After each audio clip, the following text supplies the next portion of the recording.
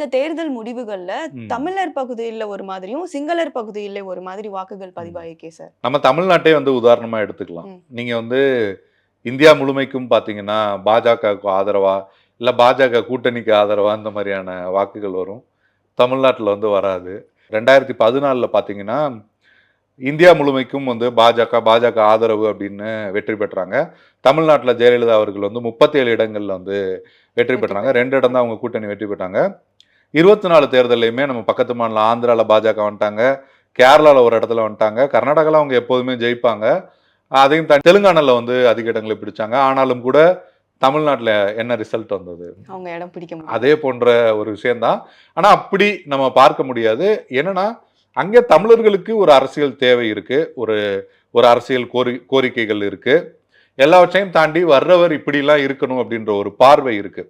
நீங்க வந்து நீங்க இந்தியாவே கூட உதாரணமா எடுத்தோம், வளர்ச்சி இந்த உள்ளிட்ட விஷயங்கள் பொறுத்து சில விவாதங்கள் அப்படி இருந்தாலுமே கூட இப்ப தமிழ்நாடு போன்ற மாநிலங்கள்ல நீங்க வந்து மதம் சார்ந்த செக்யூலரா இருக்காங்களா அந்த மாதிரியான பல்வேறு ஃபேக்டர்ஸ்ல வந்து ஓட்டு போடுற மாதிரி அங்க ஈழத்துல இருக்கிற தமிழர்கள் வந்து நீங்க வளர்ச்சி, பொருளாதார பிரச்சனை, இந்த பிரச்சனைகள் இருந்தாலுமே கூட வர்றவர் நமக்கு எந்த வகையிலையுமே பிரச்சனையா இருந்துடக்கூடாது அப்படின்ற ஒரு எண்ணமும் வந்து அவங்களுக்கு இருக்கும். ஏன்னா ரணில் வந்து பழக்கப்பட்டவர், சரிங்களா? ரணில் வந்து ஏற்கனவே இருந்திருக்காரு, பிரதமராக இருந்திருக்காரு அப்படின்னு ஒரு பழக்கப்பட்ட ஒரு நபராக இருந்திருக்காரு. பொருளாதார வீழ்ச்சி உள்ளிட்ட பல்வேறு விஷயங்கள்ல ராஜபக்சே குடும்பத்துக்கு அப்புறம் ஒரு பொறுப்புக்கு வந்தாலும் ராஜபக்சே கட்சியில இருந்து நிறைய எம்பிக்கள் ஆதரவு அப்படின்னு அவர் ஏறக்குறைய ஒரு ராஜபக்சேவோட ஆதரவு பெற்ற ஒரு ஆள் மாதிரி பார்க்கப்பட்டார்.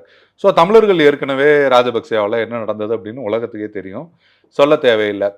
அனுரகுமார திசநாயக்க வந்து அனுரகுமார ஜேவிபி அமைப்புக்கு நீங்க அனுரகுமார வந்து நம்ம கடந்த வீடியோல நிறைய பேர் போட்டிருந்தாங்க, நீங்க அனுரகுமார இனவாதன்னு சொல்றீங்க, நீங்க அப்படி சொல்றீங்க, அந்த மாதிரி வந்து சொல்லியிருந்தாங்க.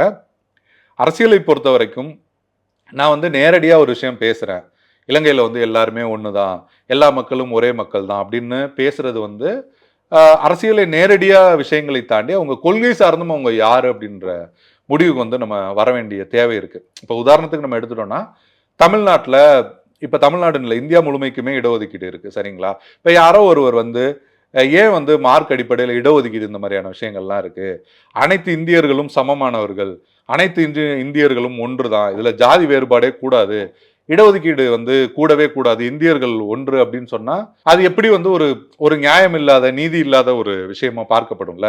ஏற்கனவே ஒடுக்கப்பட்டிருக்காங்க அப்படின்ற போது, ஏற்கனவே அவங்களுக்கு உரிமைகள் மறுக்கப்பட்டிருக்கு அப்படின்ற போது மறுக்கப்பட்ட உரிமைகள் கொடுக்கணும். ஆனா அந்த இடத்துல வந்து இல்ல, நம்ம எல்லாரும் சமந்தான், இடஒதுக்கீடுலாம் கொடுக்க கூடாது, வந்து ஏன் நம்ம எல்லாம் இந்தியர்கள் தானே, எல்லாருமே நம்ம வந்து சமமா இருக்கலாமே, இதுல ஏன் இடஒதுக்கீடு சாதி ரீதியா பிரிக்கிறீங்கன்னு கேட்கறது எப்படி அபத்தமா இருக்குமோ அந்த மாதிரி தான் வந்து நேரடியா ஜேவிபி இல்ல அனுரா பேசுற கருத்துக்களை வைத்து நிறைய தமிழ் இளைஞர்கள் வந்து அவர் அப்படி பேசவே இல்லை அப்படின்ற மாதிரியான விஷயங்கள் வந்து சொல்றாங்க. அனுரகுமார திசநாயக்காவை கூட அந்த அளவுக்கு நான் வந்து அப்படி இவர் வந்து இனவாதத்தை முன்னெடுத்தாரு, இனம் குறித்து அப்படி பேசினார் அப்படின்ற விஷயங்களை கூட நான் பார்க்கலாம். ஆனா ஜேவிபி இயக்கத்துக்கு அந்த மாதிரியான ஒரு வரலாறு இருக்கு. அப்படி இருக்கும் பட்சத்துல நீங்க தமிழர் பகுதிகளில் 40 வயதுக்கு மேற்பட்டவர்கள், ஒரு 30-35 வயதுக்கு மேற்பட்டவர்களுக்கு எல்லோருக்கும் ஜேவிபி அமைப்பை பத்தி தெரியும். நீங்க வந்து இதற்கு முன்பாக கலவரங்கள், அவங்க வந்து வடக்கு கிழக்கு அப்படின்ற 2 பகுதியும் வந்து தனித்தனியா ஒன்று சேர்க்கணும் அப்படின்னு இந்திய இலங்கை ஒப்பந்தத்தின்படி முயற்சிகள் இருக்கும்போது கோர்ட்டுக்கு போய் அதை வந்து தடை செஞ்சவங்க வந்து ஜேவிபி தான் அப்படின்னு அரசியல் ரீதியாவே தமிழர்களோட விருப்பங்களுக்கு மாறாக, உரிமைகளுக்கு மாறாக நிறைய செயல்பாடுகளில் ஈடுபட்டிருக்காங்க. ஜூலை கலவரத்தில் அவங்க வந்து தொடர்பு படுத்தப்பட்டிருக்காங்க. 83 ஜூலை கலவரத்தில் அப்படின்னு ஒரு 30-35 வயதுக்கு மேற்பட்டவர்களுக்கு வந்து அது வந்து ஜேவிபி இப்ப இருக்கிற முகம் தெரிந்தாலும் கூட ஜேவிபியோட ஹிஸ்டரியும் சேர்த்து தானே அவங்க பார்ப்பாங்க, எல்லாத்தையும் சேர்த்து தான் அவங்க கன்சிடர் பண்ணும்போது அவங்களுக்கு வந்து ரணில் ஒரு பக்கம் ராஜபக்சேயோட பிடி மாதிரி தெரிகிறாரு, அனுரகுமார நல்லா பேசுறாரு, பொருளாதார மாற்றம் சொல்றாரு. தற்போது அவர் பேசும்போது தமிழர், சிங்களவர், இஸ்லாமியர் அப்படின்னு பிரிவினை பேசல, எல்லோருமே இலங்கையர் தான் அப்படின்னு பேசுறாரு.